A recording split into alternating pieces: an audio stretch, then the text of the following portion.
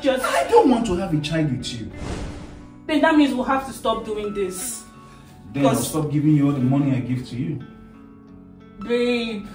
Then calm down. Let's meet at the middle. You see, my wife has been good to me. If not that she's so religious, she cannot give me head, she cannot do the kind of things I like. How come you are not changing in the middle of the game? You are not changing the rules. I don't understand you. Well, I'm satisfying you.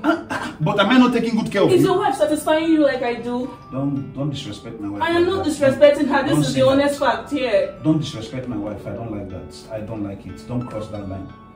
That woman was there for me when I had nothing. And I was here for you when you needed me the most. If it was like that, you would have gone to her and slept with her. If she's satisfying you more. I don't get it. Just men like you guys just... Do you think I'm a tissue you can use and dump? Men like you just use people and drop them. Like do one woman more than once. You can see how you now feel entitled. You see, let me tell you something. Entitlement is a very big problem.